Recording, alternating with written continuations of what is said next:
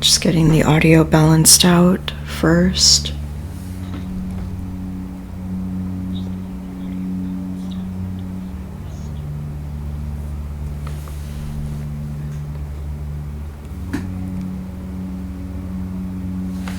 Okay, that seems to be at a good place for vocals, and then the music.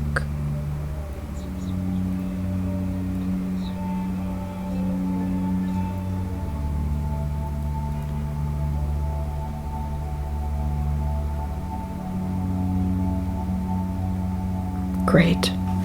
So I am going to run some ads right at the beginning in the hopes that we can have as little interruptions as possible once we get going. So I'm going to run that ad break right here up at the top. Get cozy. You have a couple minutes to settle in. And yeah, hopefully this will help lead to minimal interruptions later. And while those ads are going, just a quick thank you at the top to Kip for the follow, Amaryllis for the shout out, and yeah, thank you so much. We'll get started in just a few moments.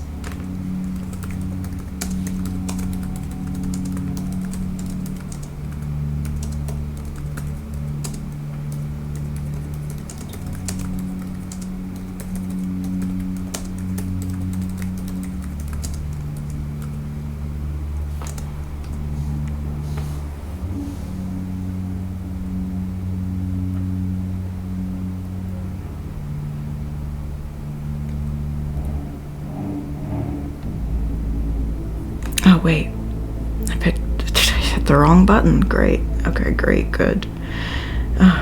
There we go.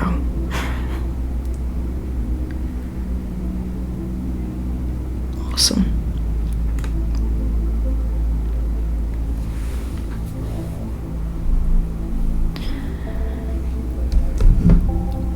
Hope everyone is doing well.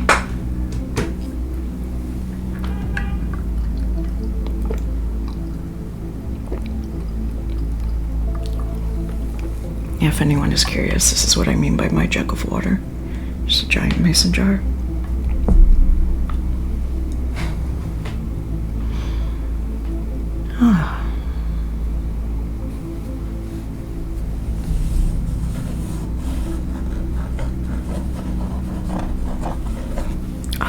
Let me make sure that the camera doesn't do its favorite thing of auto-focusing.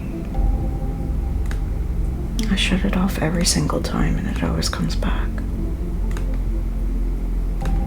Because I don't really know what I'm doing.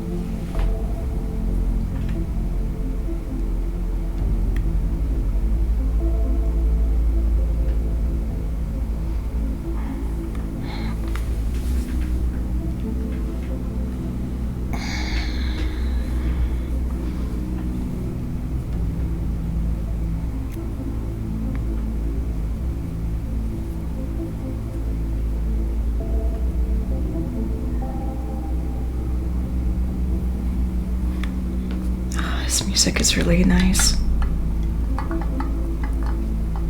When I first heard this album in particular, I was like, ooh, that's good Phantom music. That's good Phantom of the Opera music.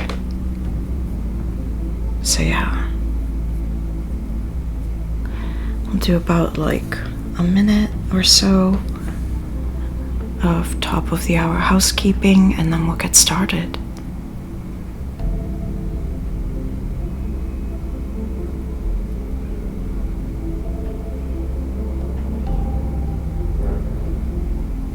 Right. Thank you so much. Hello, darlings. Hope you're doing well today. Happy to see you here for another Saturday. Thank you for your patience as we ran the ads at the beginning so that we could read with minimal interruptions. Last time with Phantom of the Opera, we started to meet a large cast of characters and find out about the legend, if not the reality, of the opera ghost. A quick shout out, I have the information up on the screen, but the music today is from the album Bellow by Witchbolt. Witchbolt was kind enough to let me use his music on the stream, and if you like the music, please go and support Witchbolt. Yeah, very, very nice person. Very talented musician. That being said, let's get into it.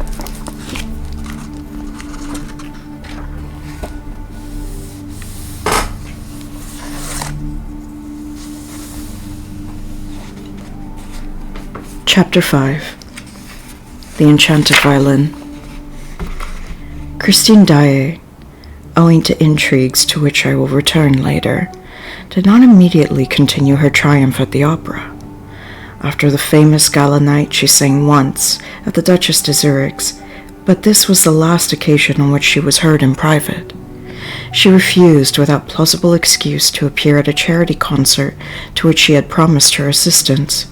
She acted throughout as though she were no longer the mistress of her own destiny, and as though she feared a fresh triumph.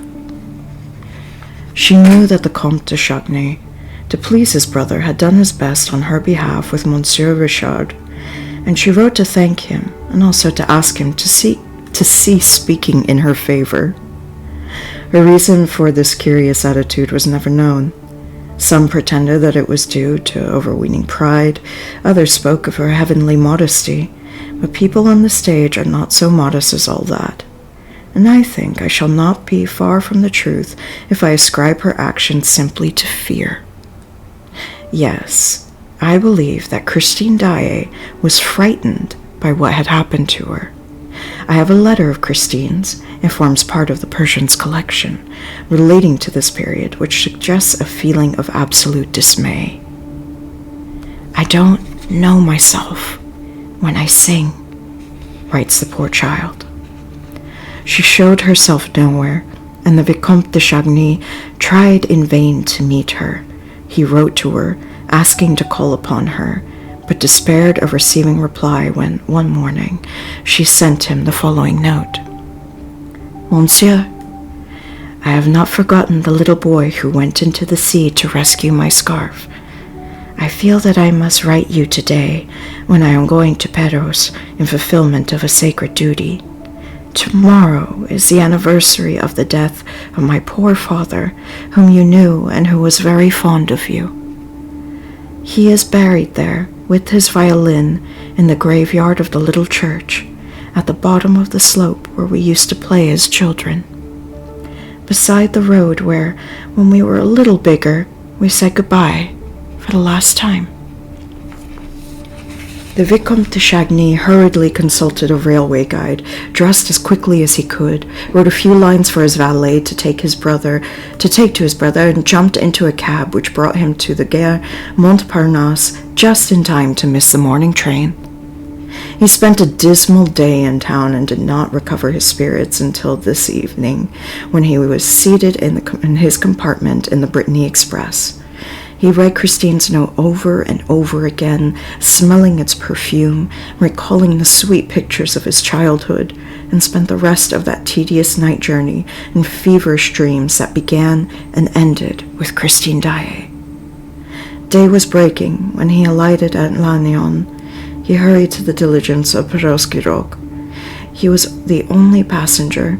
He questioned the driver and learned that on the evening of the previous day, a young lady who looked like a Parisian had gone to Perros and put up at the inn known as the Setting Sun. The nearer he drew to her, the more fondly he remembered the story of the little Swedish singer. Most of the details are still unknown to the public. There was once, in a little market town not far from Uppsala, a peasant who lived there with his family, digging the earth during the week and singing in the choir on Sundays. This peasant had a little daughter to whom he taught the musical alphabet before she knew how to read. Daae's father was a great musician, perhaps without knowing it. Not a fiddler throughout the length and breadth of Scandinavia played as he did. His reputation was widespread, and he was always invited to set the couples dancing at weddings and other festivals.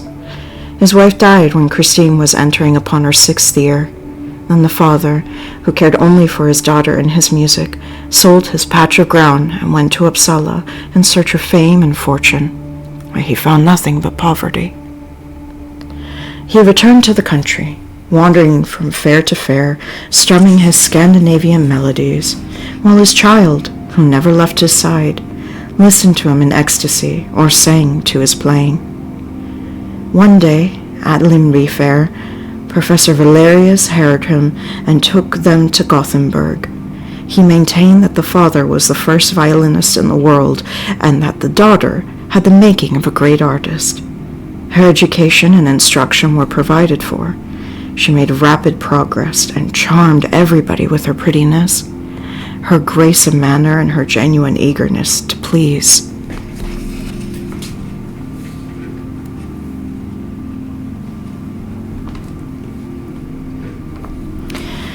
When Valerius and his wife went to settle in France, they took Daae and Christine with them.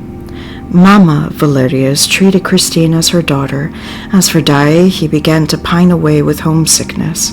He never went out of doors in Paris, but lived in a sort of dream, which he kept up with his violin. For hours at a time, he remained locked up in his bedroom with his daughter, fiddling and singing very, very softly. Sometimes Mama Valerius would come and listen behind the door, wipe away a tear, and go downstairs again on tiptoe, sighing for her Scandinavian skies. Daae seemed not to recover his strength until the summer, when the whole family went to stay at Perros-Guirec, in a faraway corner of Brittany, where the sea was the same color as in his own country. Often he would play his saddest tunes on the beach, and pretend that the sea stopped its roaring to listen to them. And then he induced Mama Valerius to indulge a queer whim of his. At the time of the pardons, or Breton pilgrimages, the village festival and dances, he went off with his fiddle, as in the old days, and was allowed to take his daughter with him for a week. They gave the smallest hamlets music to last them for a year, and slept at night in a barn, refusing a bed at the inn, lying close together on the straw, as when they were so poor in Sweden. At the same time, they were very neatly dressed, made no collection, refused the halfpence offered them, and the people around could not understand the conduct of this rustic fiddler, who tramped the roads with that pretty child who sang like an angel from heaven. They followed them from village to village. One day, a little boy, who was out with his governess, made her take a longer walk than he intended, for he could not tear himself from the little girl whose pure, sweet voice seemed to bind him to her. They came to the shore of an inlet, which is still called Trestau, but which now, I believe, harbors a casino or something of the sort. At that time, there was nothing but sky and sea and a stretch of golden beach. Only there was also a high wind which blew Christine's scarf out to sea. Christine gave a cry and put out her arms, but the scarf was already far on the waves. Then she heard a voice say, "It's all right. I'll go and fetch your scarf out of the sea." And she saw a little boy running fast, in spite of the outcries of the indignant protests of a worthy lady in black. The little boy ran into the sea, dressed as he was, and brought her back her scarf. Boy and scarf were both soaked through. The lady in black made a great fuss, but Christine laughed merrily and kissed the little boy, who was none other than the Vicomte Raoul de Chagny, staying at Lannion with his aunt. During the season, they saw each other and played together almost every day. At the aunt's request, seconded by Professor Valerius, Daae consented to give the young Viscount some violin lessons. In this way, Raoul learned to love the same airs that had charmed Christine's childhood. They also both had the same calm and dreamy little cast of mind. They delighted in stories and old Breton legends, and their favorite sport was to go and ask them for them at the cottage doors like beggars. "Ma'am," or "Kind gentleman, have you a little story to tell us, please?" And it seldom happened that they did not have one given for them, for nearly every old Breton grandame has, at least once in her life, seen the Corrigans dance by moonlight on the heather. But their great treat was, in the twilight, in the great silence of the evening, after the sun had set in the sea, when Daae came and sat down by them on the roadside, and in a low voice, as though fearing lest he should frighten the ghosts whom he evoked, told them the legends of the land of the north. And the moment he stopped, the children would ask for more. There was one story that began. A king sat in a little boat on one of those deep, still lakes that open like a bright eye in the midst of the Norwegian mountains. And another, little Lottie, thought of everything and nothing. Her hair was golden as the sun rays, and her soul as clear and blue as her eyes. She wheedled her mother, was kind to her doll, took great care of her frock and little red shoes and her fiddle, but most of all loved, when she went to sleep, to hear the angel of music. While the old man told this story, Raoul looked at Christine's blue eyes and golden hair, and Christine thought that Lottie was very lucky to hear the angel of music when she went to sleep.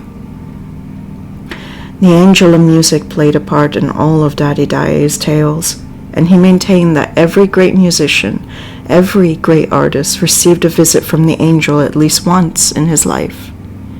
Sometimes the angel leans over their cradle, as happened to Lottie, and that is how there are little prodigies who play the fiddle at 6 better than men at 50. Which, you must admit, is a very wonderful. It's like, oh, it is very wonderful. Sometimes the angel comes much later because the children are naughty and won't learn their lessons or practice their scales. And sometimes he does not come at all because the children have a bad heart or a bad conscience. No one ever sees the angel, but he is heard by those who are meant to hear him. He often comes when they least expect him, when they are sad and disheartened, and their ears suddenly perceive celestial harmonies, divine voice, which they remember all their lives. Persons who are visited by the angel quiver with a thrill unknown to the rest of mankind, and they cannot touch an instrument or open their mouths to sing without producing sounds that put all other human sounds to shame. then people who do not know that the angel has visited those persons say that they have genius.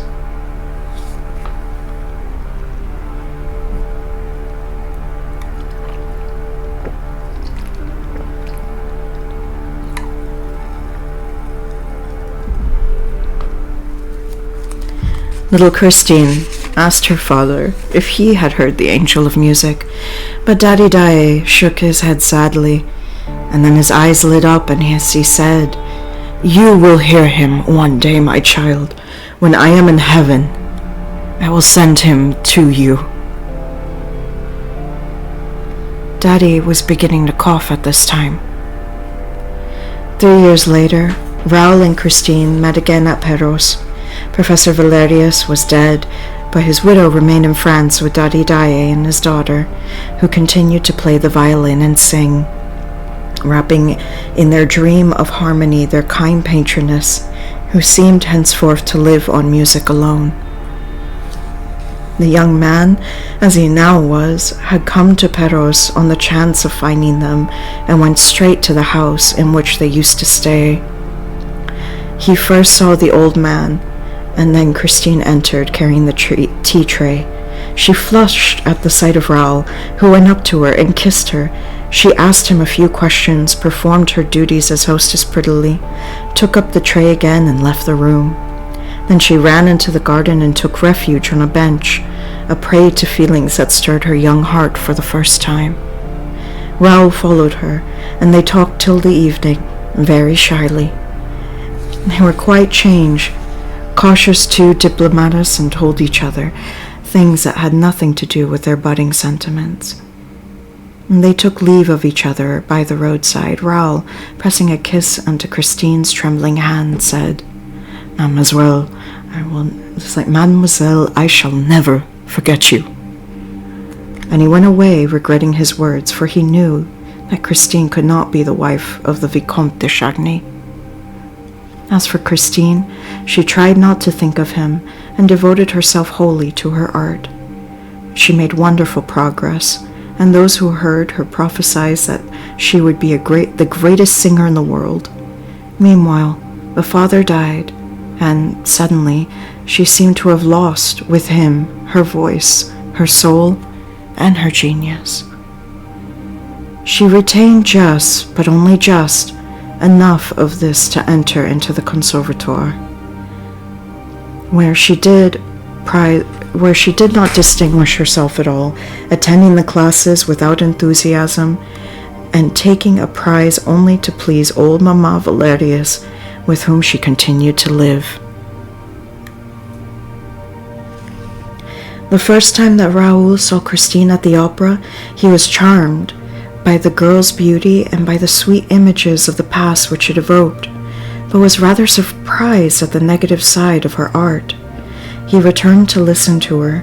He followed her in the wings. He waited for her behind a Jacob's ladder. He tried to attract her attention. More than once, he walked after her to the door of her box, but she did not see him. She seemed, for that matter, to see nobody. She was all indifference. Raoul suffered. Oh, of course he did. For she was very beautiful, and he was shy and dared not confess his love, even to himself. And then came the lightning flash of the gala performance, the heavens torn asunder, and an angel's voice heard upon earth for the delight of mankind, and the utter capture of his heart. And then there was that man's voice behind the door. "You must love me." And no one in the room. Why did she laugh when he reminded her of the incident with the scarf? Why did she not recognize him? And why had she written him? Paris was reached at last.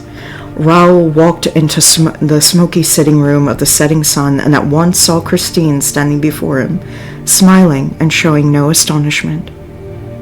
"So you have come," she said. "I felt that I should find you here. When I came back from Mass, someone told me so at the church." "Who?" asked Raoul, taking her little hand in his. "Why, my poor father. Who is dead?" There was a silence, and then Raoul asked, "Did your father tell you that I love you, Christine, and that I cannot live without you?" It's a little direct, Raoul. Christine blushed to the eyes and turned away her head. In a trembling voice she said, "Me? You are dreaming, my friend." And she burst out laughing to put herself in countenance. "Don't laugh, Christine, I am quite serious," Raoul answered, and she replied gravely, "I did not make you come to tell me such things as that." "You made me come, Christine. You knew that your letter would not leave me indignant and that I should hasten to Paros. How can you have thought that if you did not think I loved you?" "I thought you would remember our games here as children, in which my father so often joined. I really don't know what I thought. Perhaps I was wrong to write you. This anniversary and your sudden appearance in my room at the opera the other evening reminded me of the long past and made me write to you as the little girl that I then was." There was something in Christine's attitude that seemed to Raoul not natural. He did not feel any hostility in her, far from it. The distressed affection shining in her eyes told him that. But why was this affection distressed? That was what he wished to know, and what was irritating him. "When you saw me in your dressing room, was that the first time you noticed me, Christine?" She was incapable of lying. No," she said. "I had seen you several times in your brother's box, and also on the stage." "I thought so," said Raoul, compressing his lips. "But then why? When you saw me in your room, at your feet, reminding you that I had rescued your scarf from the sea, why did you answer as though you did not know me? And also, why did you laugh?" The tone of these questions was so rough that Christine stared at Raoul without replying. The young man himself was aghast at the sudden quarrel with which he dared raise at the very moment when he resolved to speak words of gentleness, love, and submission to Christine. A husband, a lover within all rights, would talk no differently to a wife, a mistress who had offended him, but he had gone too far, and saw no other way out of this ridiculous position than to behave odiously. "You don't have to answer," he said angrily and unhappily. "I will answer for you. It was because there was someone in the room who was in your way. Christine, someone that you did not wish to know that you could be interested in, someone that you did not wish to know that you could be interested in anyone else." "If anyone was in my way, my friend," Christine broke in coldly, "if anyone was in my way that evening, it was yourself, since I told you to leave the room." "Yes, so that you might remain with the other." "It's like, what are you saying, monsieur?" said the girl excitedly. "And to what other do you refer?" "To the man to whom you said, 'I sing only for you. Tonight I gave you my soul and I am dead.'" Christine seized Raoul's arm and clutched it with a strength which no one would have suspected in so frail a creature. "Then you were listening behind the door?" "Yes, because I love you, and I heard everything." "You heard what?" And the young girl, becoming strangely calm, released Raoul's arm. "He said to you, 'Christine, you must love me.'" At these words, a deathly pallor spread over Christine's face. Dark rings formed around her eyes. She staggered and seemed on the point of swooning. Raoul darted forward with arms outstretched, but Christine had overcome her passing faintness and said, in a low voice, "Go on. Go on. Tell me all you heard." At an utter loss to understand, Raoul answered, "I heard him reply, when you said you had given him your soul. Your soul is a beautiful thing, child, and I thank you. No emperor has received ever so fair a gift. The angels wept tonight. Christine carried her hand to her heart, a prey to indescribable emotion. Her eyes stared before her like a madwoman's. Raoul was terror-stricken, but suddenly Christine's eyes moistened and two great tears trickled like two pearls down her ivory cheeks. "Christine! Raoul!"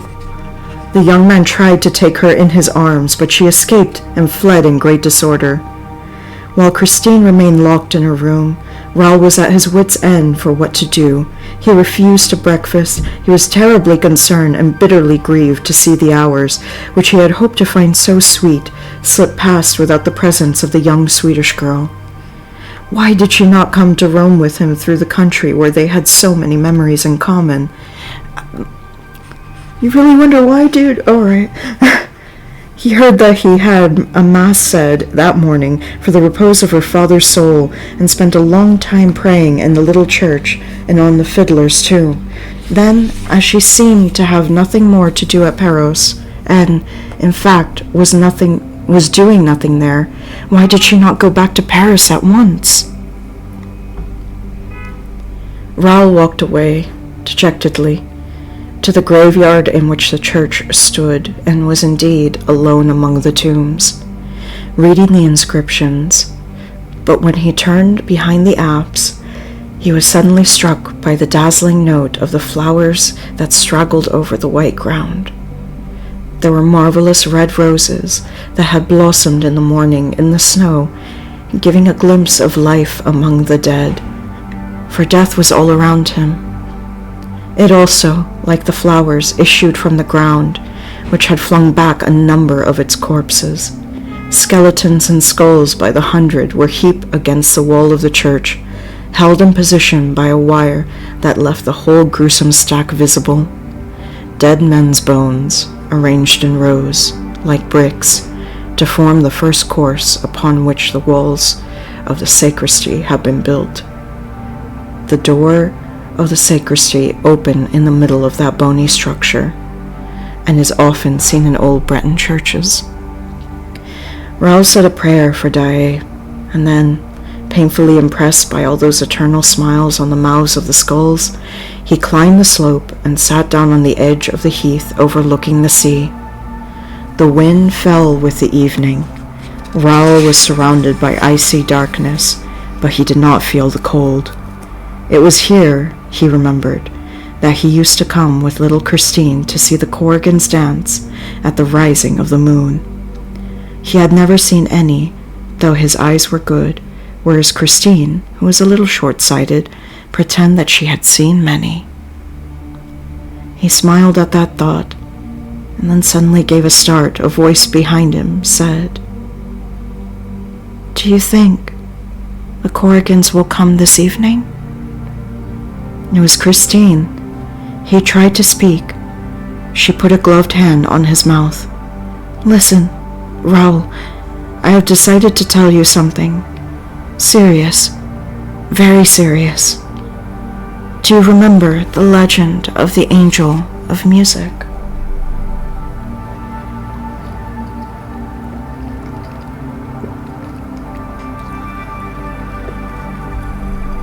"I do indeed," he said. "I believe it was here that your father first told it to us. And it was here that he said, 'When I am in heaven, my child, I will send him to you.' Well, Raoul, my father is in heaven, and I have been visited by the angel of music." "I have no doubt of it," replied the young man gravely, for it seemed to him that his friend, in obedience to a pious thought, was connecting the memory of her father with the brilliancy of her last triumph. Christine appeared astonished at the Vicomte de Chagny's coolness. "How do you understand it?" she asked, bringing her pale face so close to his that he might have thought that Christine was going to give him a kiss. But she only wanted to read his eyes in spite of the dark.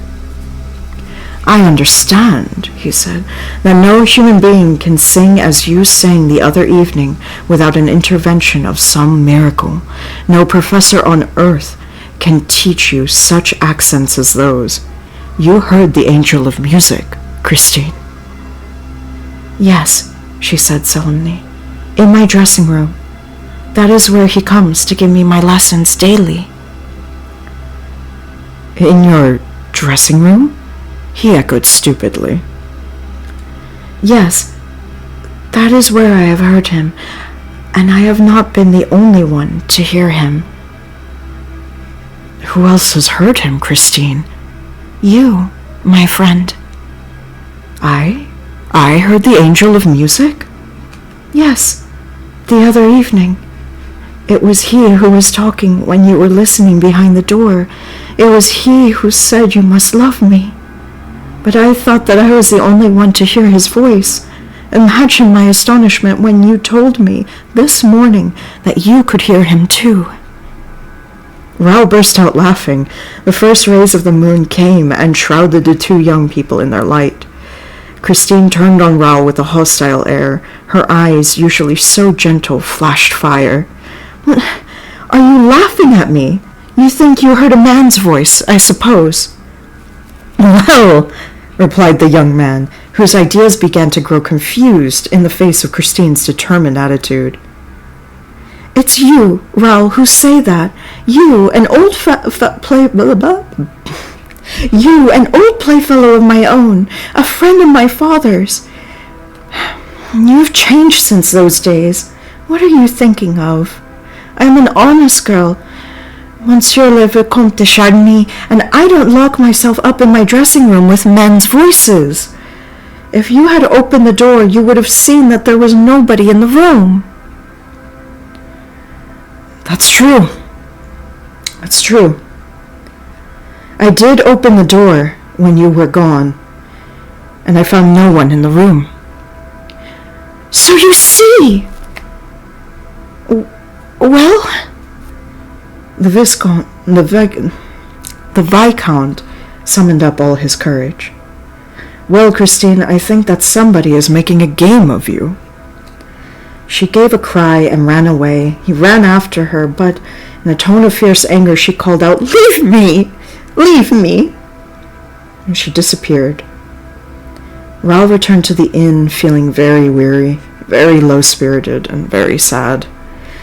He was told that Christine had gone to her bedroom saying she would not be down to dinner. Raoul dined alone in a very gloomy mood. Then he went to his room and tried to read, went to bed and tried to sleep. And there was no sound in the next room. Hey, lovesick. The hours passed slowly. It was about 11:30 when he distinctly heard someone moving, with a light, stealthy step, in the room next to his.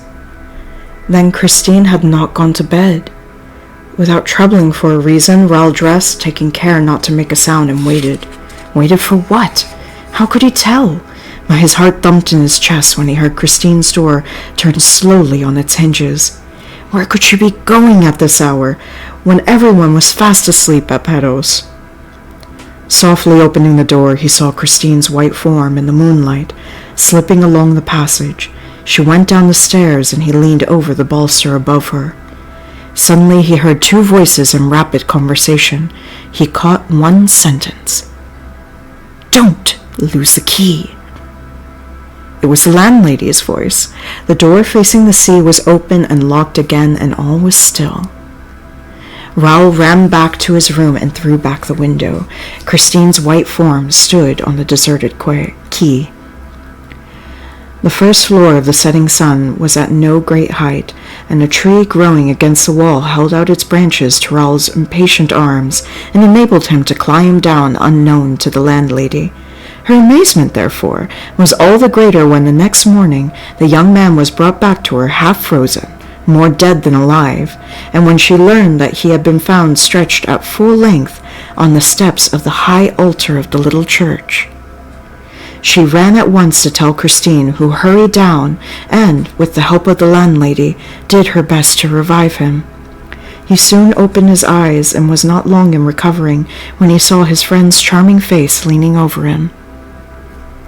A few weeks later, when the tragedy at the opera compelled the intervention of the public prosecutor, Monsieur Mifroid, the commissary of police examined the Vicomte de Chagny touching the events of the night at Perros.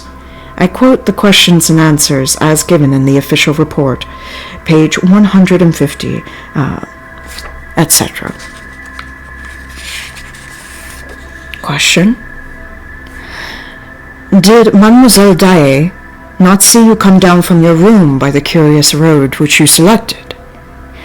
Raoul. No, monsieur, no. Although when I was walking behind her, I took no pains to deaden the sound of my footsteps. In fact, I was anxious that she should turn around and see me. I realized that I had no excuse for following her. Yeah, you really didn't, my guy. And that this way of spying on her was unworthy of me. But she seemed not to hear me, and acted exactly as though I was not there. She quietly left the key and then suddenly walked quickly up the road. The church clock had struck 11:45, and I thought that this must have made her hurry, for she began almost to run and continued hastening until she came to the church. Question. Was the gate open? Raoul. Yes, monsieur, and this surprised me, but did not seem to surprise Miss Daae.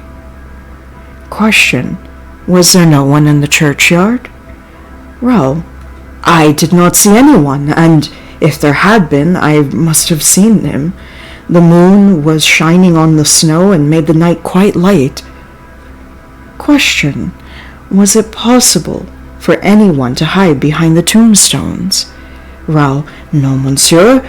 They were quite small, poor tombstones, partly hidden under the snow, with their crosses just above the level of the ground. The only shadows were those of the crosses and ourselves. The church stood out quite brightly, and I never saw so clear a night. It was very fine and very cold, and one could see everything. Thank you, lovesick. Question. Are you at all superstitious? Raoul. No, monsieur. I am a practicing Catholic. Question. In what condition of mind were you? Raoul. Very healthy and peaceful, I assure you. Mademoiselle Daae's curious action in going out at that hour had worried me at first, but as soon as I saw her go to the churchyard, I thought that she meant to fulfill some pious duty on her father's grave, and I considered this so natural that I recovered all my calmness. I was only surprised that she had not heard me walking behind her, for my footsteps were quite audible on the hard snow, but she must have been taken up with her intentions, and I resolved not to disturb her. She knelt down by her father's grave, made the sign of the cross, and began to pray. At that moment it struck midnight. At the last stroke, I saw Mademoiselle Daae lift her eyes to the sky and stretch out her arms as though in ecstasy. I was wondering what the reason could be when I myself raised my head, and everything within me drawn toward the invisible, which was playing the most perfect music. Christine and I knew that music. We had heard it as children, but had never been executed with such divine art, even by Monsieur Daae. I remembered all that Christine had told me of the angel of music. The air was the resurrection of Lazarus, which old Monsieur Daae used to play for us in his hours of melancholy and faith. If Christine's angel had existed, he could not have played better. That night, on the late musician's violin, when the music stopped, I seemed to hear a noise from the skulls and the heap of bones, and it was as though they were chuckling, and I could not help shuddering. Question. Did it not occur to you that that musician might be hiding behind that very heap of bones? Raoul. It was the one thought that did occur to me, monsieur, so much so that I omitted to follow Mademoiselle Daae when she stood up and walked slowly to the gate, She was so much absorbed just then that I am not surprised that she did not see me. Question. Then what happened that you were found in the morning lying half dead on the steps of the high altar? Raoul. First, a skull rolled to my feet, then another, then another. It was as if I were the mark of that ghastly game of bowls, and I had an idea that a false step might have destroyed the balance of the structure behind which our musician was concealed. This surmise seemed to be confirmed when I saw a shadow suddenly glide along the sacristy wall. I ran up. The shadow had already pushed open the door and entered the church, but I was quicker than the shadow and caught hold of the corner of its cloak. At that moment, we were just in front of the high altar, and the moonbeams fell straight upon us through the stained glass windows of the apse. As I did not let go of the cloak, the shadow turned round, and I saw a terrible death's head, which darted a look at me from a pair of scorching eyes. I felt as if I were face to face with Satan, and in the presence of this unearthly apparition, my heart gave way, my courage failed me, and I remember nothing more until I recovered consciousness at the setting sun.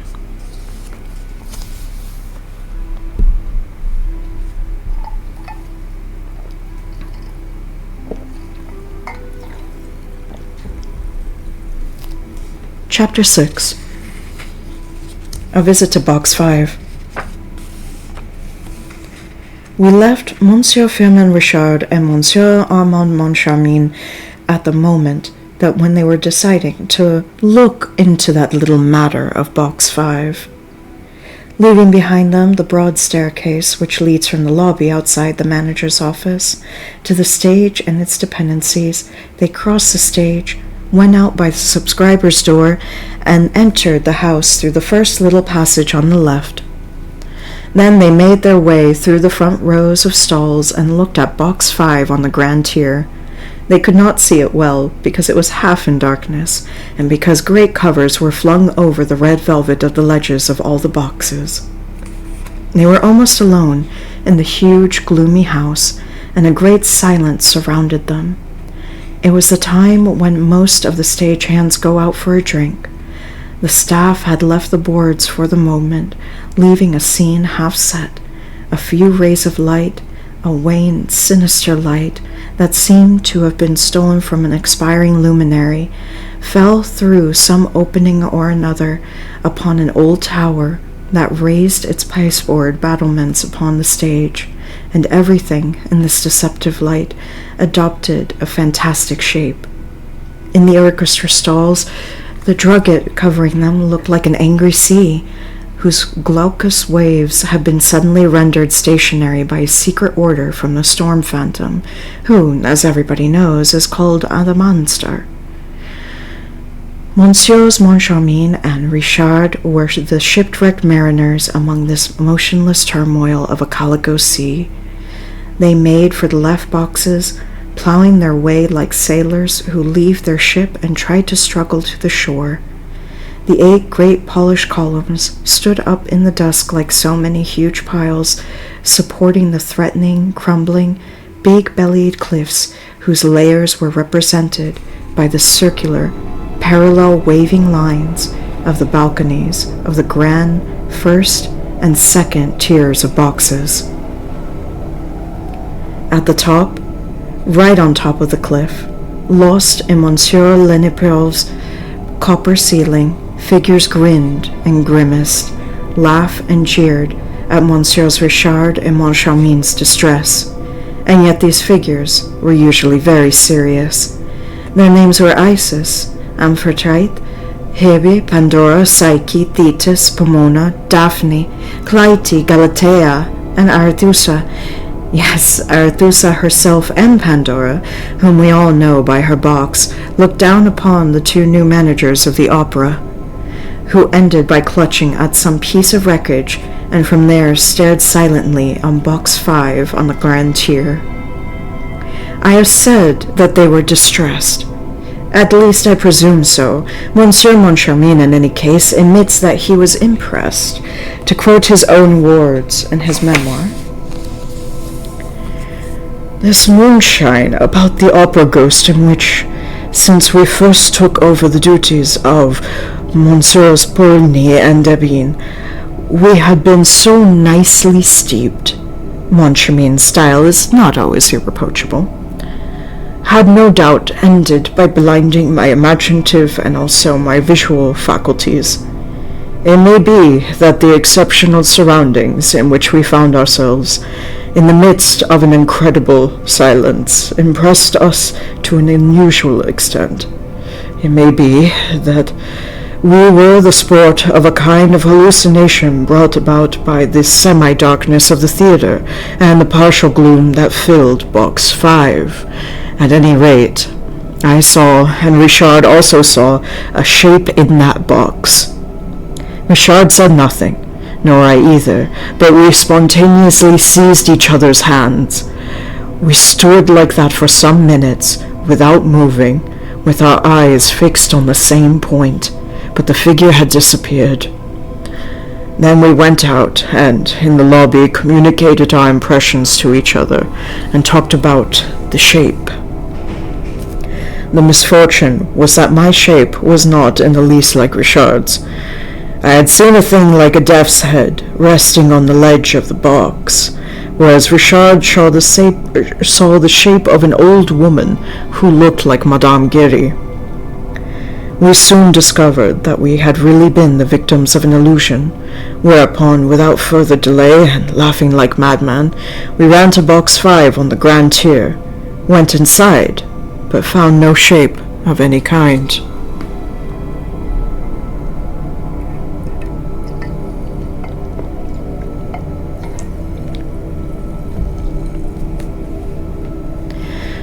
Box 5 is just like all the other grand tier boxes. There is nothing to distinguish it from any of the others. Monsieur Moncharmin and Monsieur Richard, ostensibly highly amused and laughing at each other, moved the furniture of the box, lifted the cloths and the chairs, and particularly examined the armchair in which the man's voice used to sit. But they saw it was a respectable armchair, with no magic about it. Altogether, the box was the most ordinary box in the world, with its red hangings, its chairs, its carpet and its ledge covered in red velvet. After feeling the carpet in the most serious manner possible, and discovering nothing more here or anywhere else, they went down to the corresponding box on the pit tier below. In Box 5 on the pit tier, which is just inside the first exit from the stalls on the left, they found nothing worth mentioning either. Those people are all making fools of us. Firmin Richard ended by exclaiming, "It will be Faust on Saturday. Let us both see the performance from Box 5 on the grand tier."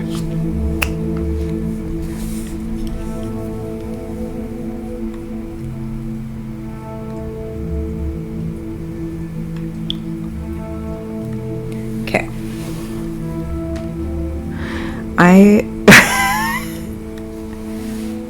I do. I actually made this mask. So the cast is cast to my face. I did the plaster work myself. And then I shattered a glass Venetian cup that I had and mosaiced it back together with, gold paint and a lot of glue. It was very heavy, unfortunately. You can actually see a little bit of the teacup handle there. I thought it made a good addition to the table. Thank you. I was very happy with how it came out. I'm going to do a quick ad break so that the last hour can go without interruptions. Yes, very much so. It's very Kintsugi inspired. Exactly. Hell yeah. But yeah, I'm going to run ads for 3 minutes. I will let the music play as those go. And I am going to stretch and let my voice rest a little bit. And then the last hour should be completely ad-free, hopefully. I think I figured this out. So, I will be right back.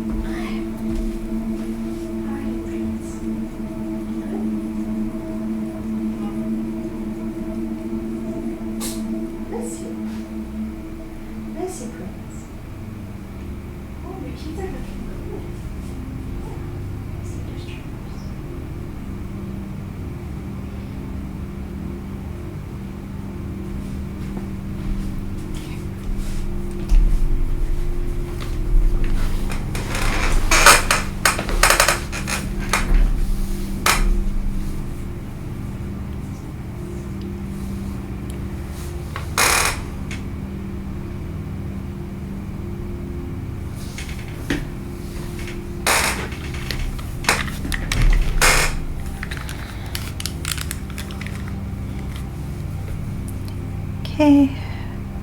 Wow.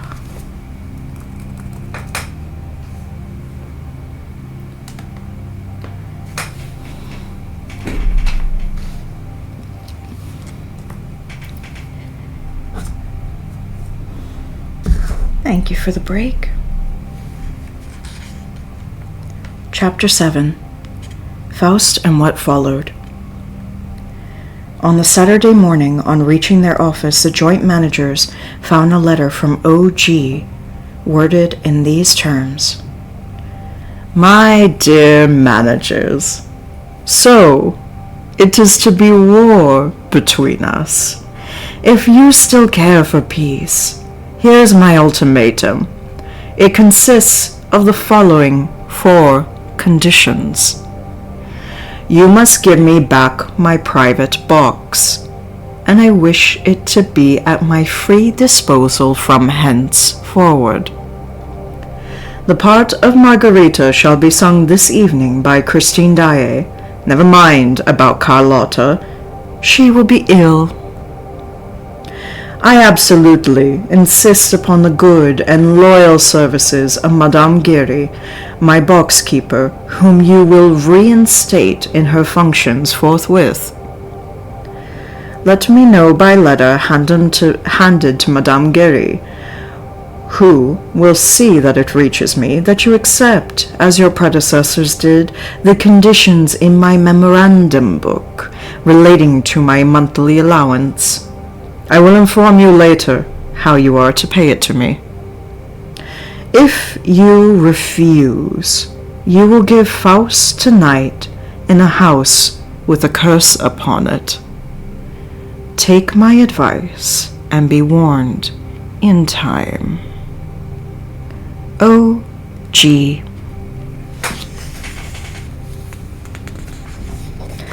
Look here, I am getting sick of him! Sick of him! Shouted Richard, bringing his fist down on his office table.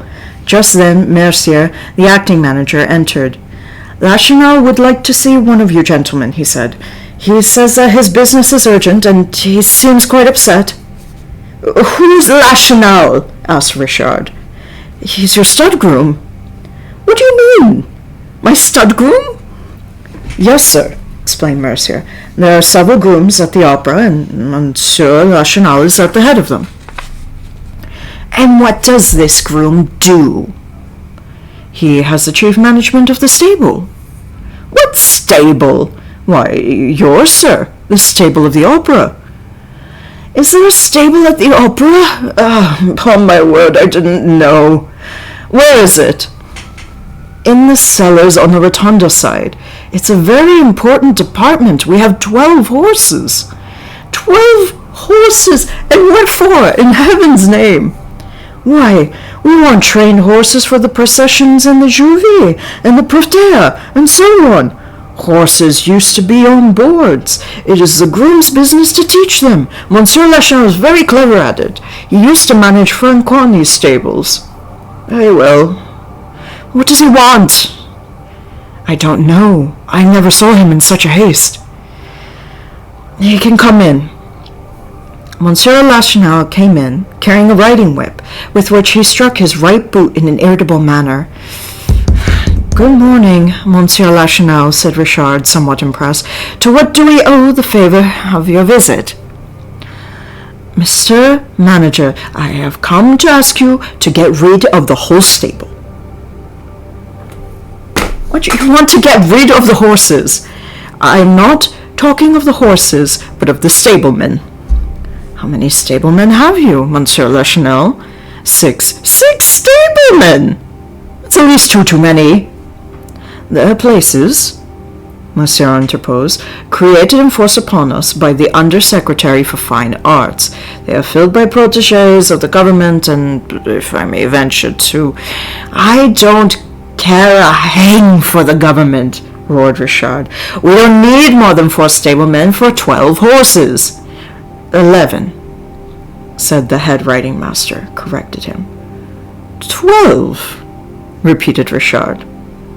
11, repeated Lachenal. Hey, Evie. Welcome, welcome. Get cozy. Oh, the acting manager told me you had 12 horses. I did have 12, but I have only 11 since César was stolen. And M. Lachenal gave himself a great smack on the boot with his whip. Has César been stolen? Cried the acting manager. César, the white horse and the Profeta. There are not 2 Césars, said the stud groom dryly. I was 10 years at Franconis's, and I have seen plenty of horses in my time. There are not 2 Césars, and he's been stolen. How? I don't know. Nobody knows. That's why I've come to ask you to sack the whole stable. What do your stablemen say? All sorts of nonsense. Some of them accuse the supers, others pretend that it's the acting manager's doorkeeper. My doorkeeper? I'll answer for him as I would for myself, protested Mercier. But, after all, Monsieur Lachenal, cried Richard, you must have some idea. Yes, I have, Monsieur Lachenal declared. I have an idea, and I'll tell you what it is. There's no doubt about it in my mind. And he walked up to the 2 managers and whispered, It's the ghost who did the trick. Richard gave a jump. What? You two? You two? How do you mean, I too? Isn't it natural after what I saw? What did you see? I saw, as clearly as I see you now, a black shadow riding a white horse that was like César as 2 peas. And did you run after them? I did, and I shouted, but they were far too fast for me and disappeared in the darkness of the underground gallery. Monsieur Richard rose. That will do, Monsieur Lachenal. You can go. We'll lodge a complaint against the ghost. And sack my stable? Oh, of course. Good morning. Monsieur Lachenal bowed and withdrew. Richard foamed at the mouth. Settle that idiot's account at once, please.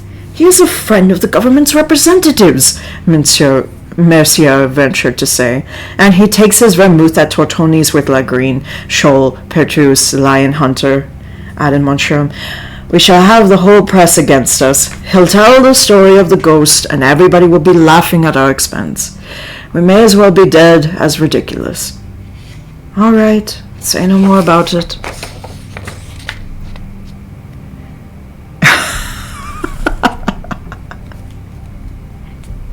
Evie, you might be onto something there.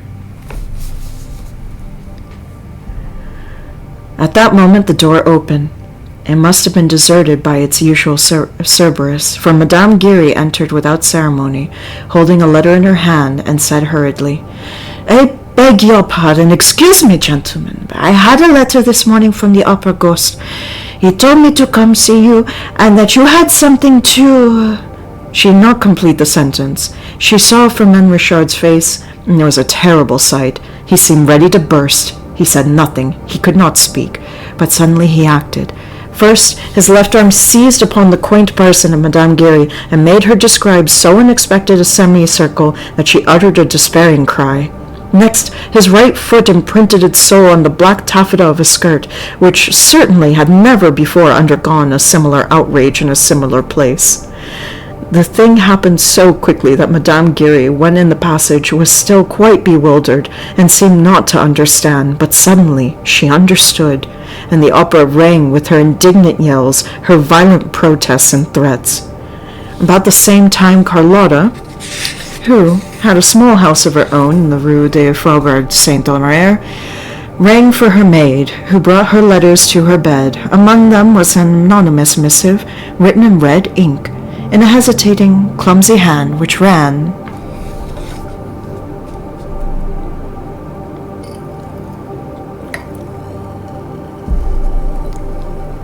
If you appear tonight, you must be prepared for a great misfortune at the moment when you open your mouth to sing. A misfortune worse than death. The letter took away Carlotta's appetite for breakfast. She pushed back her chocolate, sat up in bed, and thought hard.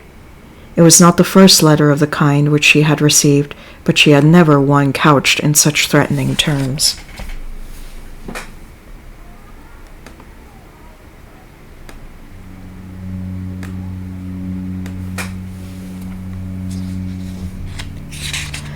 She thought herself, at that time, the victim of 1,000 jealous attempts, and went about saying that she had a secret enemy who had sworn to ruin her.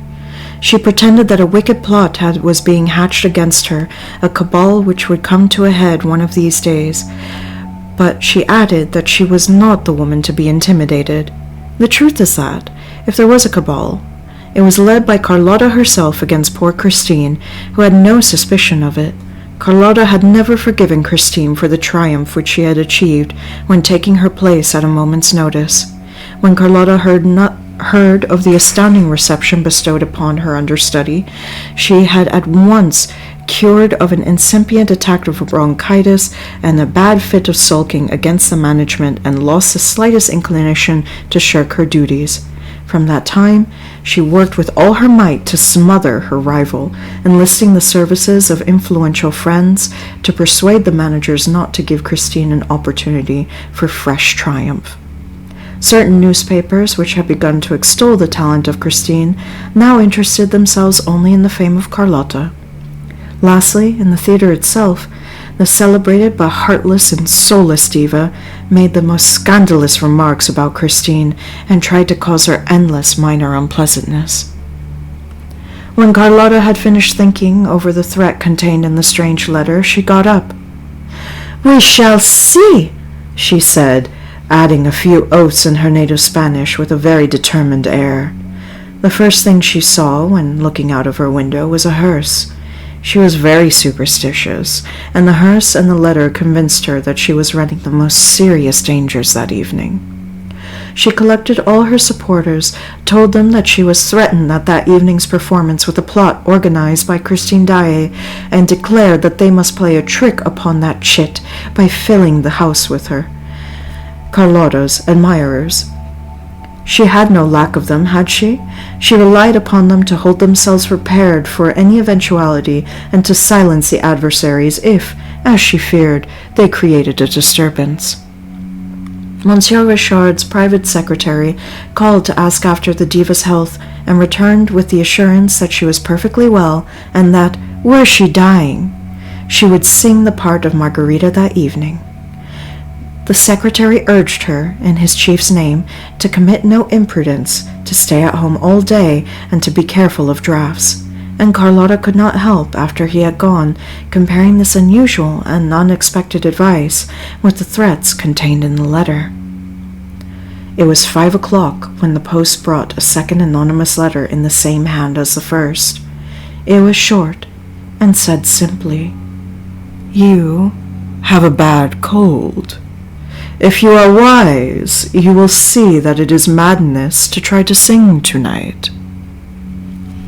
Carlotta sneered, shrugged her handsome shoulders, and sang 2 or 3 notes to reassure herself.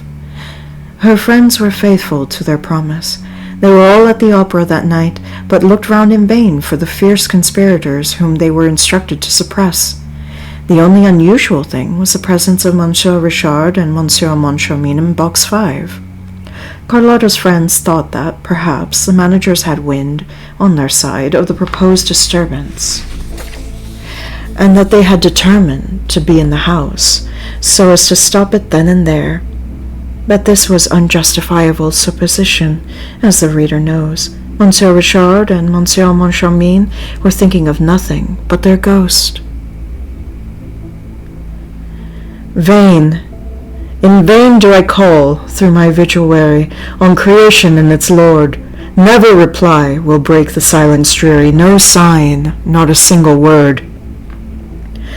The famous baritone, Carlos Fonta, had barely finished Dr. Faust's first appeal to the powers of darkness when Monsieur Firmin Richard, who was sitting in the ghost's own chair, the front chair on the right, leaned over to his partner and asked him chaffingly, "Well, has this ghost whispered a word in your ear yet?"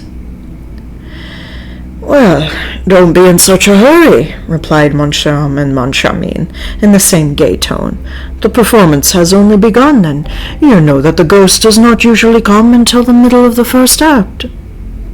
The first act passed without incident, which did not surprise Carlotta's friends, because Margarita does not sing in this act. As for the managers, they looked at each other when the curtain fell.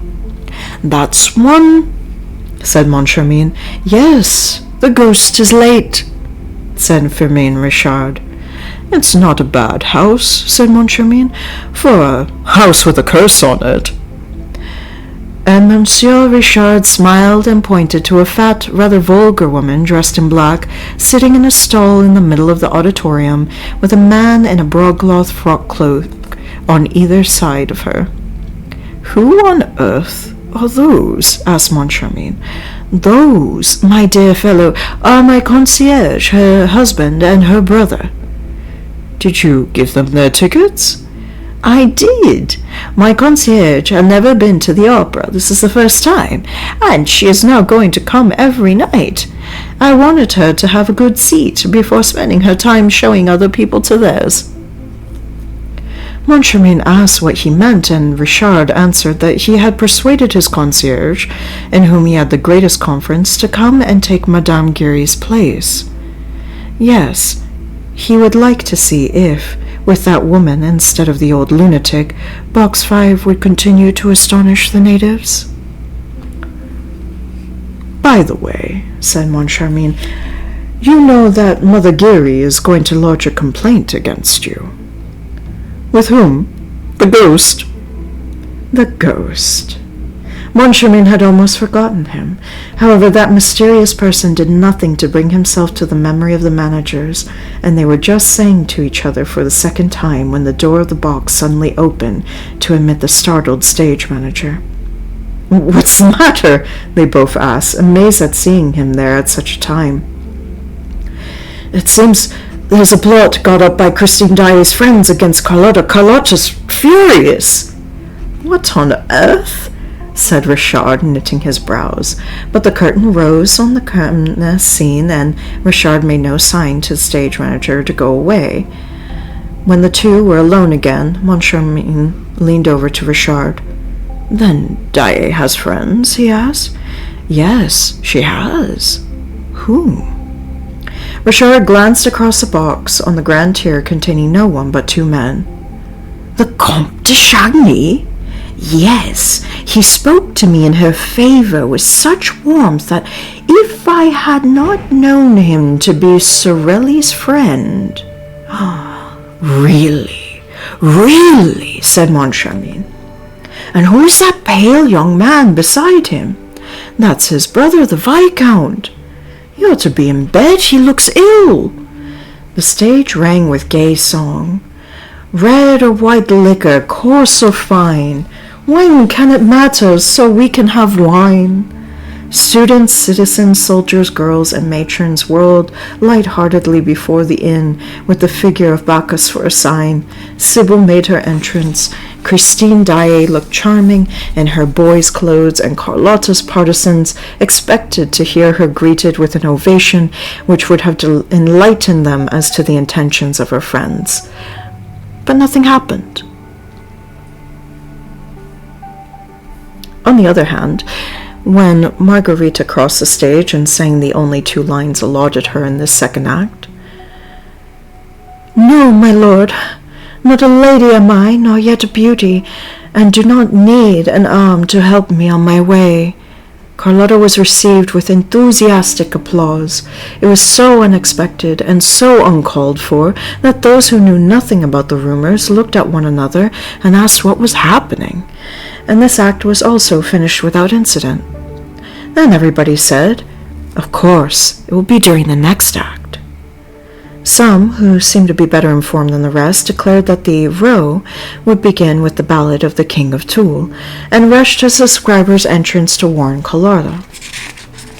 The managers left the box during the entrance to find out more about the cabal of which the stage manager had spoken, but they soon returned to their seats, shrugging their shoulders and treating the whole affair as silly. The first thing they saw, on entering the box, was a box of English sweets on the little shelf of the ledge. Who had put it there? They asked the box keepers, but none of them knew. And they went back to the shelf, and next to the box of sweets, they found an opera glass.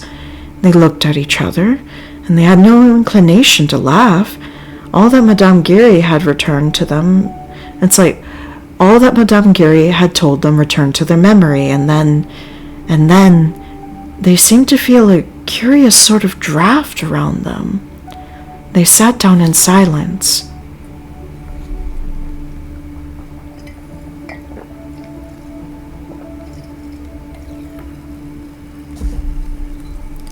The scene represented Margarita's garden.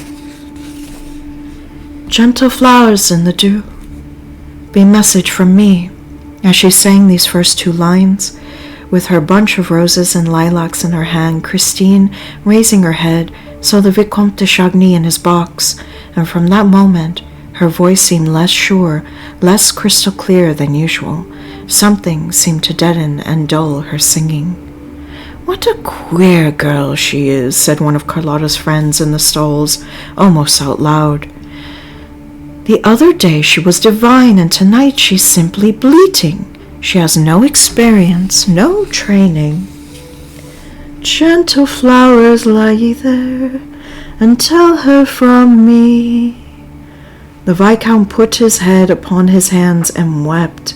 The Count behind him viciously gnawed his mustache, shrugged his shoulders, and frowned.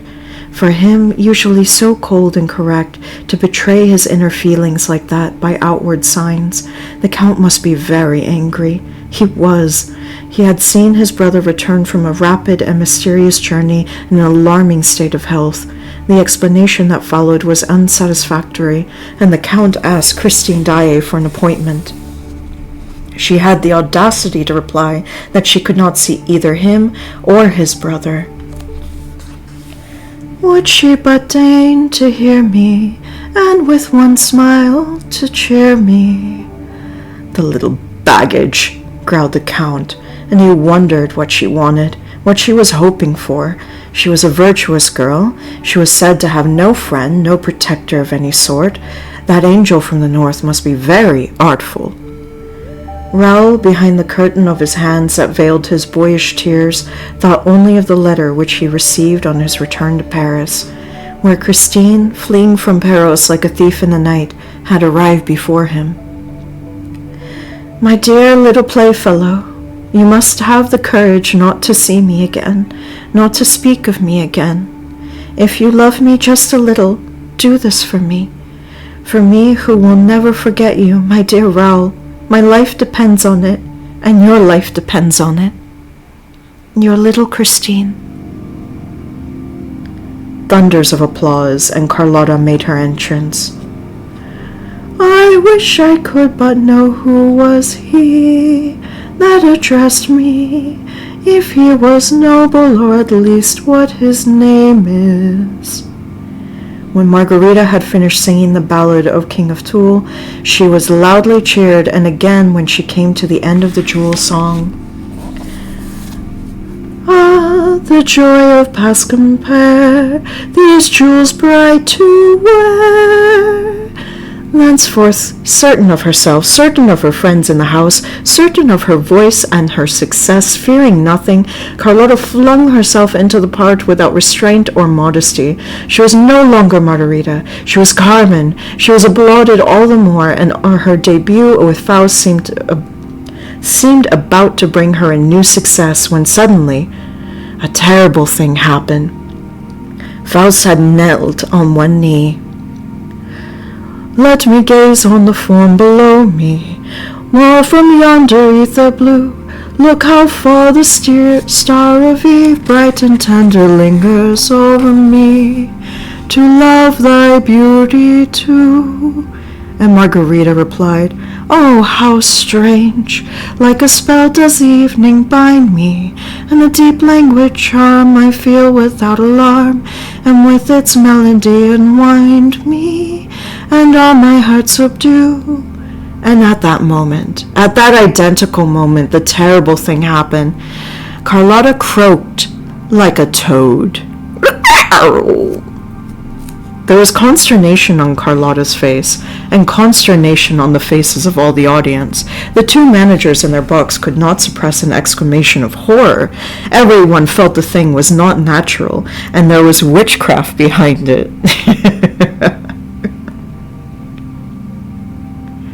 The toad smelt of brimstone, poor, wretched, despairing, crushed Carlotta. The uproar in the house was indescribable. If the thing had happened to anyone but Carlotta, she would have been hooted, but everyone knew how perfect an instrument her voice was, and there was no display of anger, but only of horror and dismay, the sort of dismay which men would have felt if they had witnessed a catastrophe that broke the arms of the Venus de Milo, and even then they would have seen and understood.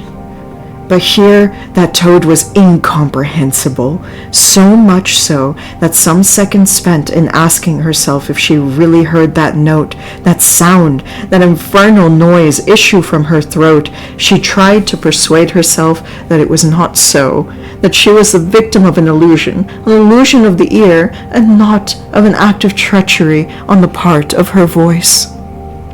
Meanwhile, in Box 5, Moncharmin and Richard had turned very pale. This extraordinary and inexplicable incident filled them with a dread which was more mysterious inasmuch as for some little while they had fallen within the direct influence of the ghost. They had felt his breath. Moncharmin's hair stood on end. Richard wiped the perspiration from his forehead. Yes, the ghost was here. around them, behind them, beside them.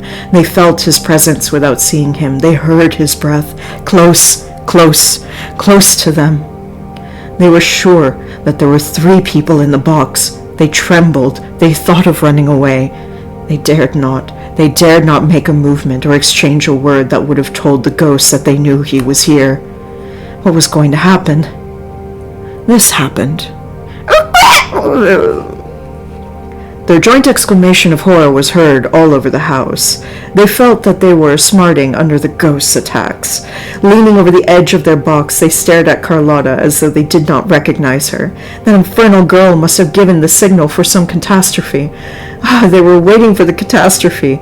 The ghost had told them it would come. The house had a curse upon it. The 2 managers gasped and panted under the weight of the catastrophe. Richard's stifled voice was heard calling to Carlotta, "Well, go on!" No, but Carlotta did not go on. Bravely, heroically, she started afresh the fatal line, at the end of which the toad had appeared. An awful silence succeeded the uproar. Carlotta's voice, alone, once more filled the resounding house. "I feel without alarm." The audience also felt, but not without alarm. "I feel without alarm. I feel without alarm. With its melody enlighten me. With all my heart." The toad also had started afresh. The house broke into a wild tumult. The 2 managers collapsed in their chairs and dared not even turn around. They had not the strength. The ghost was chuckling behind their backs, and at last they distinctly heard the voice in their right ears, the impossible voice, the mouthless voice singing. "She is singing tonight to bring the chandelier down." With one accord, they raised their eyes to the ceiling and uttered a terrible cry. The chandelier, the immense mass of the chandelier, was slipping down, coming toward them at the call of that fiendish voice. Released from its hook, it plunged from the ceiling and came smashing into the middle of the stalls. Amid 1,000 shouts of terror, a wild rush for the doors followed. And the papers of the day state that there were numbers wounded and 1 killed. The chandelier had crashed down upon the head of the wretched woman who had come to the opera for the first time in her life, the one whom Monsieur Richard had appointed to succeed Madame Giry, the ghost box keeper, in her functions. She died on the spot, and the next morning a newspaper appeared with the heading, 200 kilos on the head of a concierge. And that was her sole epitaph.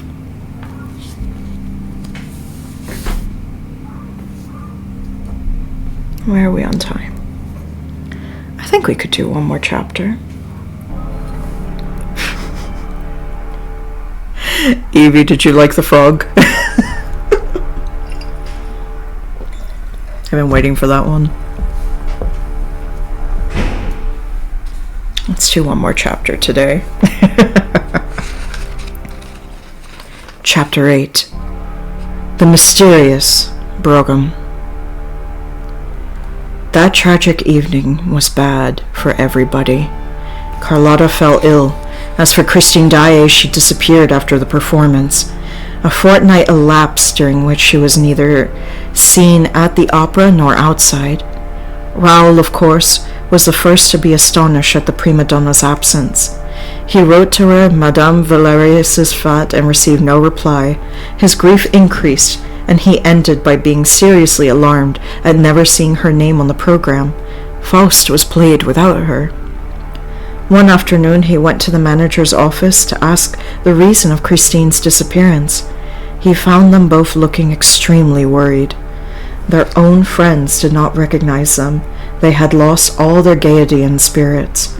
They were seen crossing the stage with hanging heads, careworn brows, pale cheeks, as though pursued by some abominable thought or prey to some persistent sport of fate. The fall of the chandelier had involved them in no little responsibility, but it was difficult to make them speak about it. The inquest had ended in a verdict of accidental death caused by the wear and tear of the chains by which the chandelier was hung from the ceiling, but it was the duty of both the old and the new managers to have discovered this wear and tear and to have remedied it in time.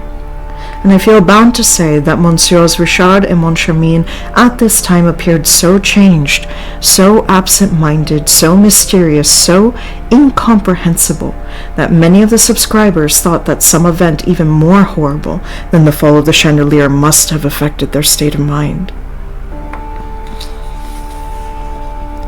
In their daily intercourse, they showed themselves very impatient, except with Madame Giry, who had been reinstated in her functions, and their reception of the Vicomte de Chagny when he came to ask about Christine was anything but cordial. They merely told him that she was taking a holiday. He asked how long the holiday was for, and they replied curtly that it was for an unlimited period, as Mademoiselle Daae had requested leave of absence for reasons of health. "Then she is ill!" he cried. "What is the matter with her?" "We don't know." "Didn't you send the doctor to the opera to see her?" "No. She had not asked for him, and, as we trust her, we took her word." Raoul left the building, a prey to the gloomiest thoughts. He resolved, come what might, to go and inquire of Mamma Valerius.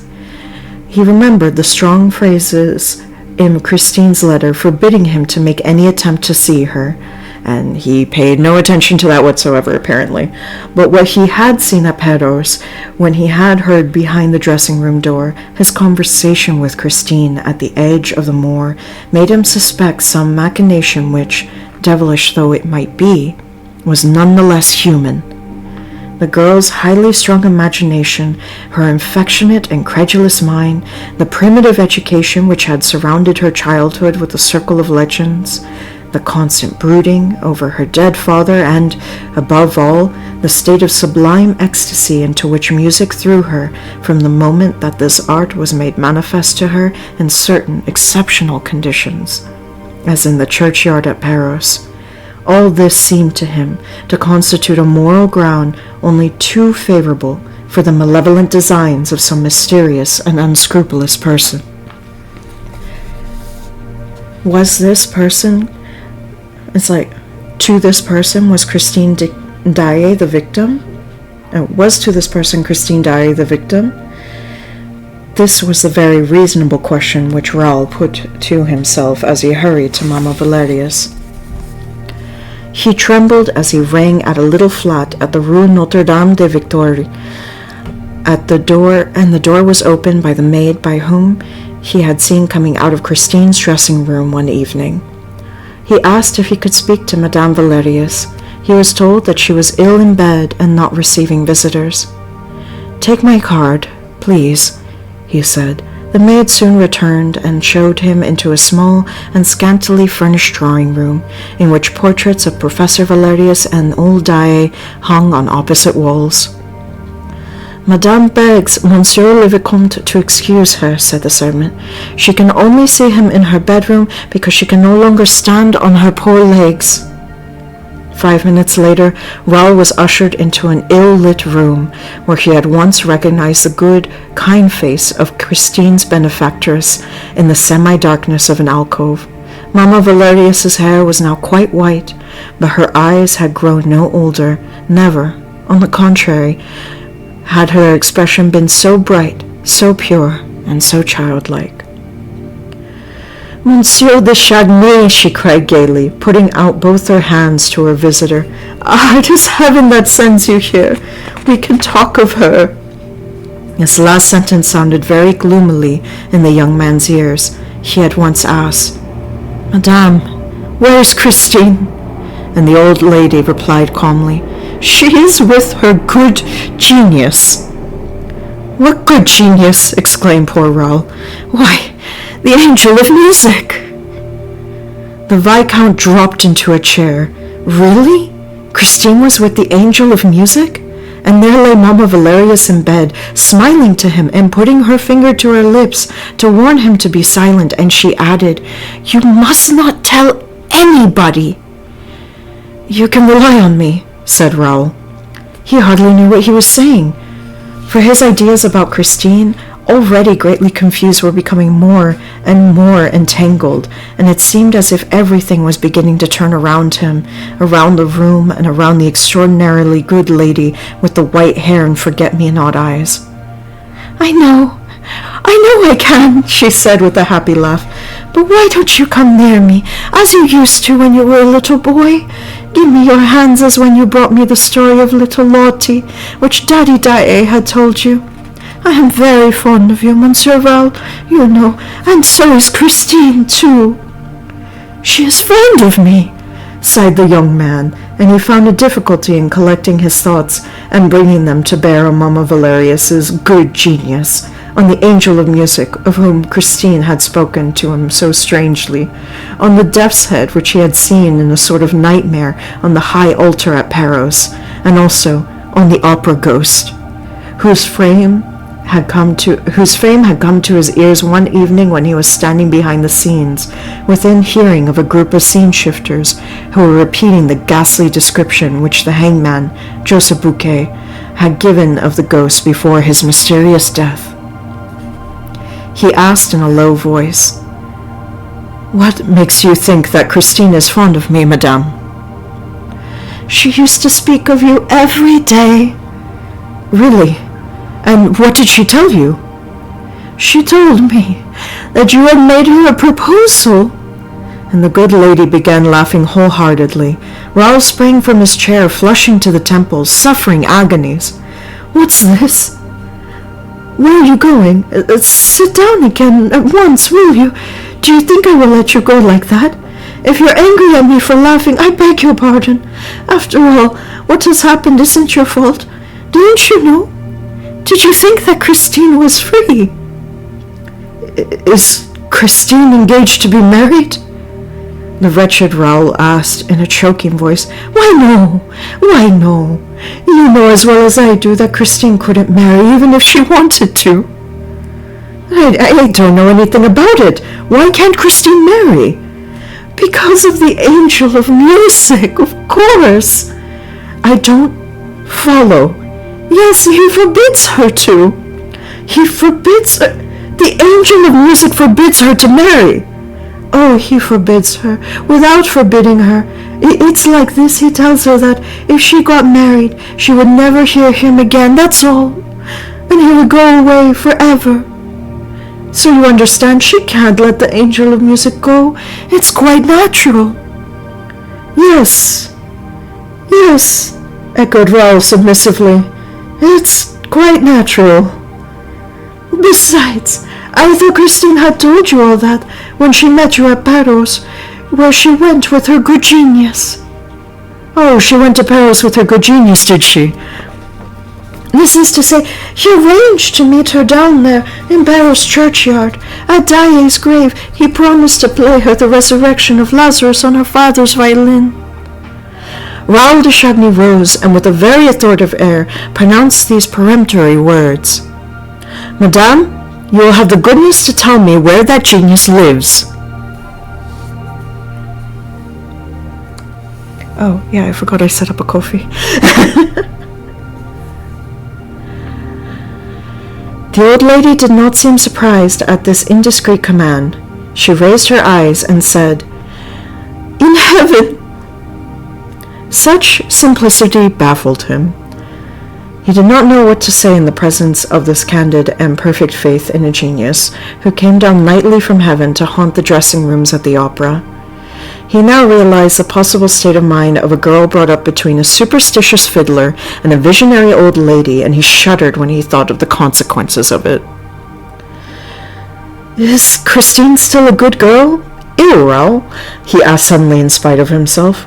"I swear it, as I hope to be saved," exclaimed the old woman, who at this time seemed to be incensed. "And if you do doubt it, sir, I don't know what you are here for."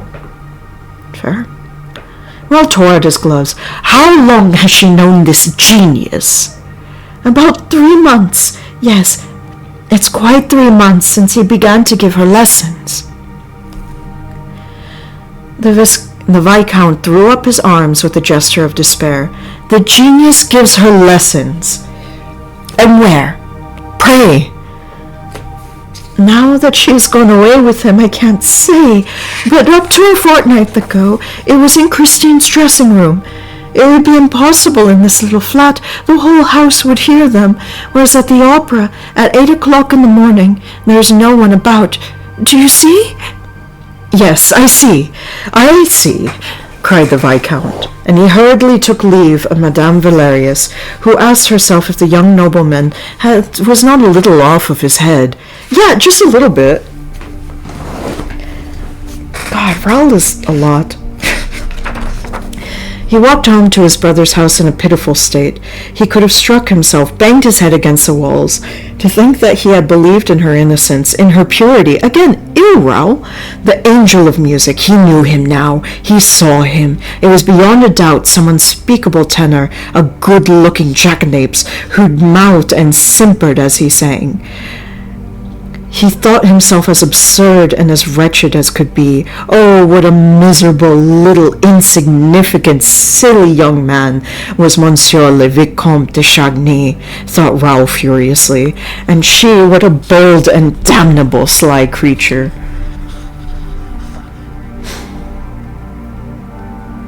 Sorry, I just... Raoul is so much. His brother was waiting for him, and Raoul fell into his arms like a child. The Count consoled him, without asking for explanations, and Raoul would, certainly, have long hesitated before telling him the story of the angel of music. His brother suggested taking him out to dinner. Overcome as he was with despair, Raoul would probably have refused any invitation that evening. If the Count had not, as an inducement, told him that the lady of his thoughts had been seen, the night before, in the company of the other sex in the boy. At first, the Viscount refused to believe, but he received such exact details that he ceased protesting. She had been seen, it appeared, driving in the brougham with the window down. She seemed to be slowly taking in the icy night air. There was a glorious moon shining. She was recognized beyond a doubt. As for her companion, only a shadowy outline was distinguished leaning back in the dark. The carriage was going at a walking pace in a lonely drive behind the grand stamp at Longchamp. Raoul dressed in frantic haste, prepared to forget his distress by flinging himself, as people say, into the vortex of pleasure. Alas, he was very sorry. He was a very sorry guest, and, leaving his brother early, found himself by 10 o'clock in the evening in a cab behind the Longchamp racecourse. It was bitterly cold. The road seemed deserted and very bright under the moonlight.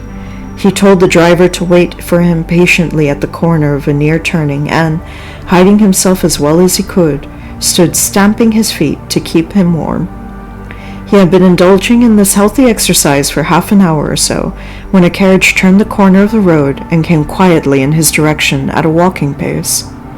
As it approached, he saw that a woman was leaning her head from the window, and suddenly the moon shed a pale gleam over her features. Christine! The sacred name of his love had sprung from his heart and his lips. He could not keep it back. He would have given anything to withdraw it, for that name, proclaimed in the stillness of the night, had acted as though it were preconcerted signal for a furious rush on the part of the whole turnout, which dashed past him before he could put into execution his plan of leaping at the horses' heads. The carriage window had been closed, and the girl's face had disappeared, and the brougham, behind which he was now running, was no more than a black spot on the white road. He called out again, "Christine!" No reply, and he stopped in the midst of the silence. With a lackluster eye, he stared down that cold, desolate road and into the pale, dead night. Nothing was colder than his heart, nothing half so dead. He had loved an angel, and now he despised a woman. Raoul how that little fairy of the north has trifled with you. Was it really necessary to have so fresh and young a face, a forehead so shy, and always ready to cover itself with the pink blush of modesty, in order to pass in the lonely night, in a carriage and pair, accompanied by a mysterious lover? Surely there should be some limit to hypocrisy and lying. She had passed without answering his cry, and he was thinking of dying, and he was 21 years old. His valet found him in the morning sitting on his bed. He had not undressed, and the servant feared at the sight of his face that some disaster had occurred. Raoul snatched his letters from the man's hands. He had recognized Christine's paper and handwriting, and she said, "Dear, go to the masked ball at the opera on the night after tomorrow. At 12 o'clock, be in the little room behind the chimney place of the big crush room. Stand near the door that leads to the rotunda. Don't mention this appointment to anyone on earth. Wear a white domino mask and be carefully masked. As you love me, do not let yourself be recognized. Christine."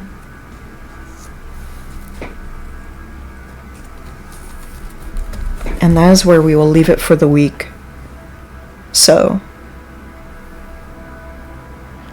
next Saturday, at the same time, we will resume. Help! Evie, why are you asking for help? What happened, my dear? It's a very intense book. It's very well written.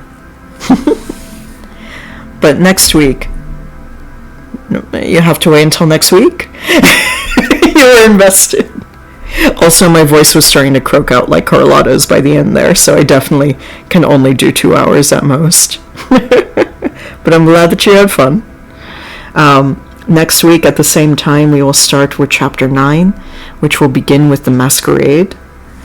Which is actually one of my favorite songs from the musical, but as you probably have already seen, this is very different from the musical. And I think... Are we halfway through? Like, more or less. Getting close to the halfway point. But yeah. For now...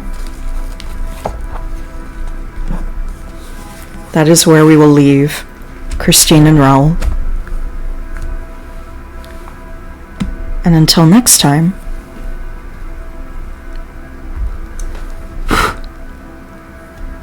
take care.